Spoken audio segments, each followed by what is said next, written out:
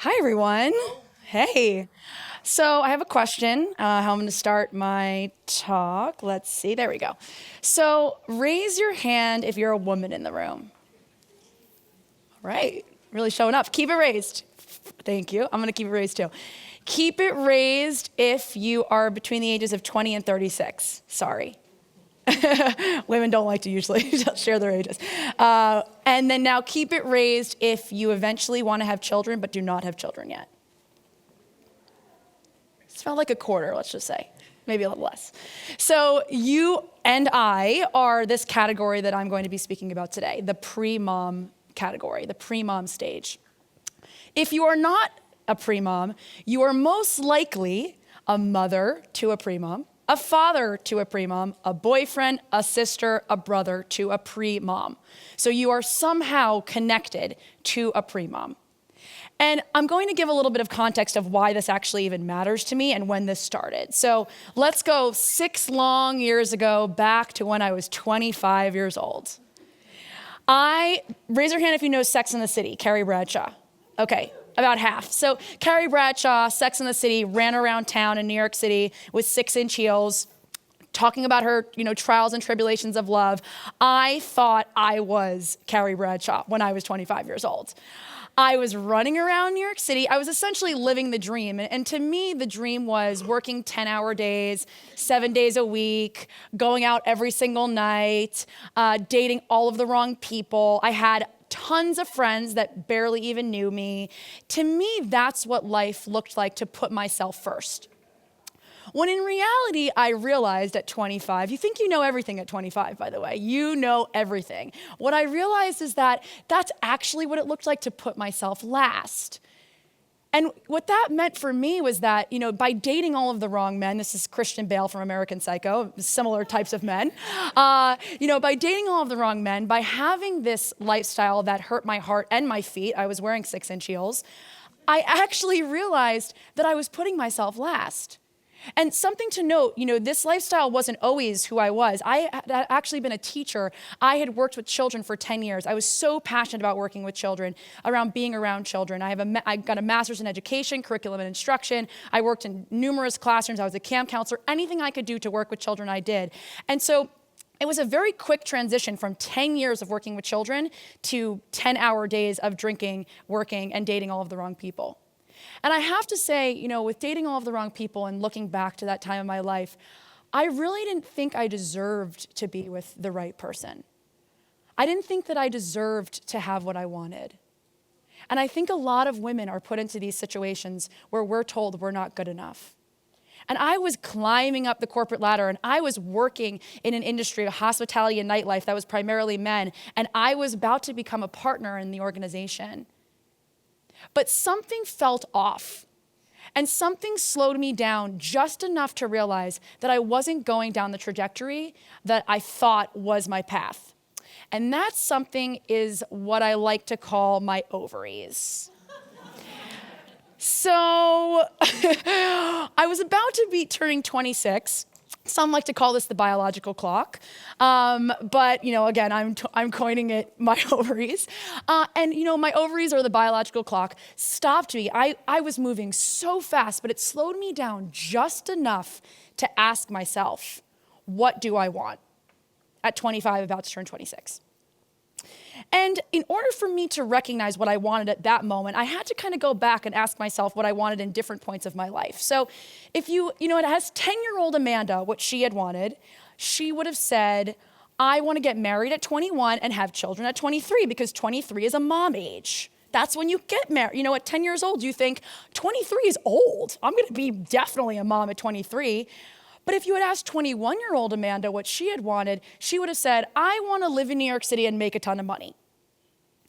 And so by the time that I had asked 25-year-old Amanda what she had wanted, she had decided that she was interested in having a baby.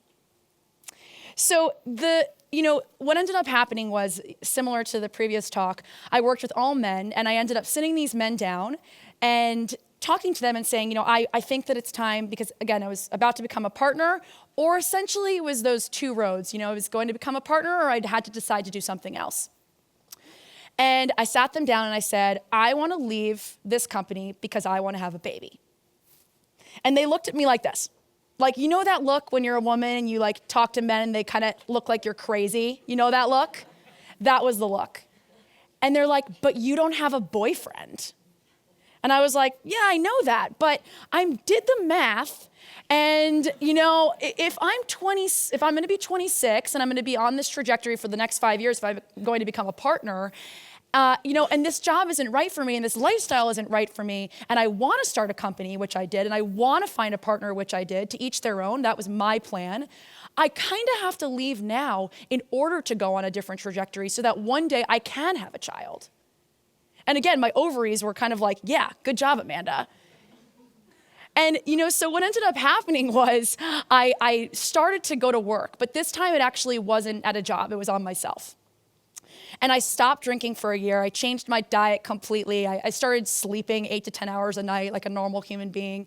I really started to put energy towards my health, not only my emotional and mental health, but towards my relationships.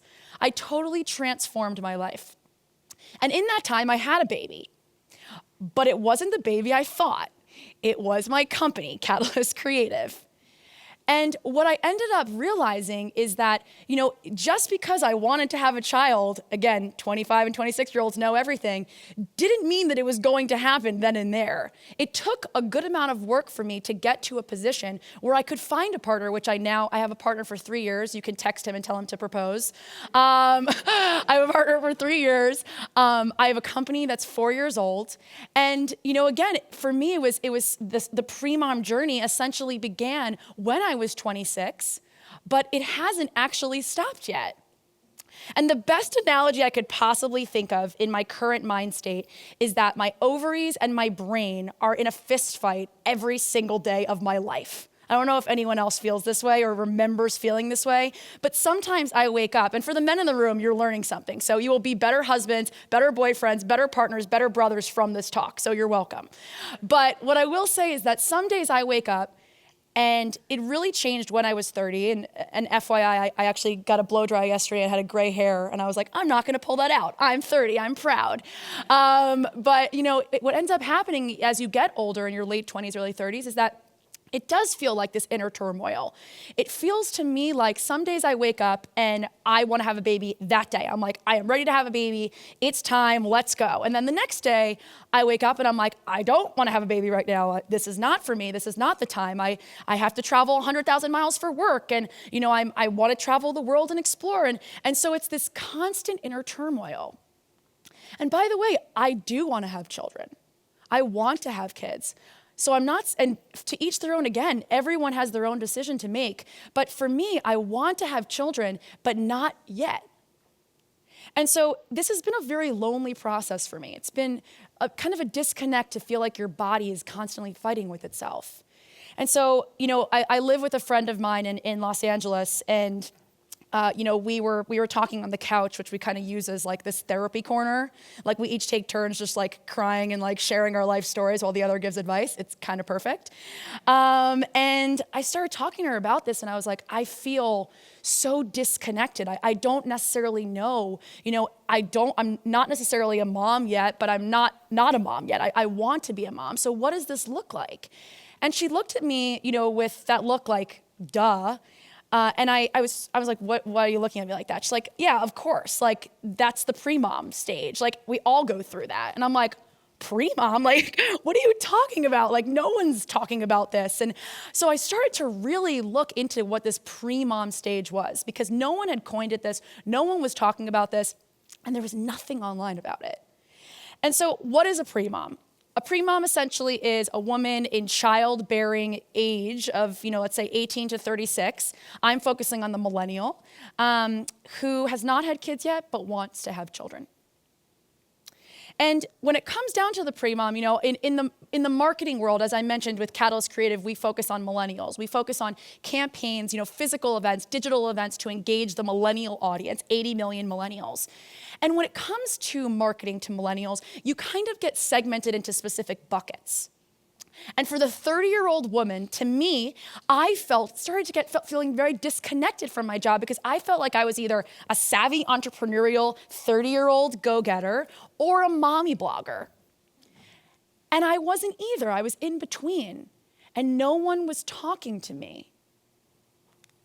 And so I don't know if you've ever seen Beautiful Mind, Post-its everywhere. So my company and I, we went to the Batcave and we started to really explore this untapped demographic, a demographic that had existed before, but is now existing for a longer period of our lives and is not really being spoken to. Half the team started to look at the actual demographic and half started to look at holes in the market. And what we found is that there's actually 28 million American millennial women that are candidates for the pre-mom phase. So that means I'm definitely not alone. There's 28 million of us that are looking to be spoken to in a way that we're not being spoken to yet.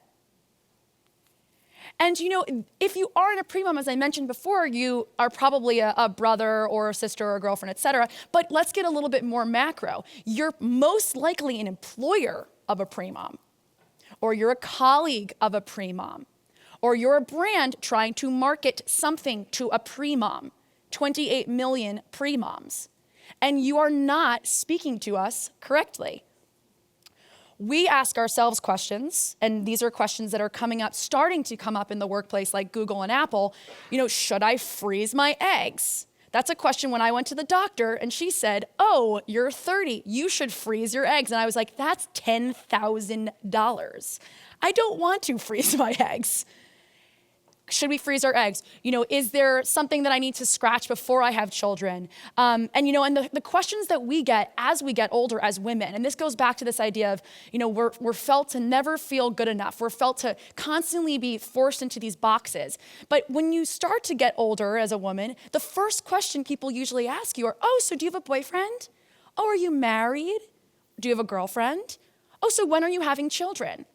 And that is the box that we've been conditioned to is, the questions we're asking ourselves and the questions people are asking us. It's a lot of pressure. And, again, the pre-mom phase is getting longer. So studies are showing that 20 to 35 are our prime years, but, women are increasingly waiting to have children. 1 in 3 Americans has their first child by the age of 30 and nearly 1 in 10 after 35. So the pre-mom phase is lasting longer for us. And so now let's, kind of take this pre-mom concept and bringing it into the workplace.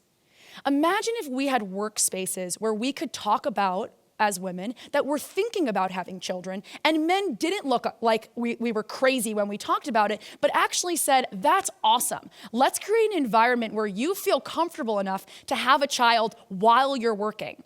Let's talk about and plan with you not only your career, but also your career as a mother. That is so not the world we live in today. And you can even look at the debates if you want to start thinking about how hard it is for women to talk about being mothers and CEOs or mothers and working at any type of company.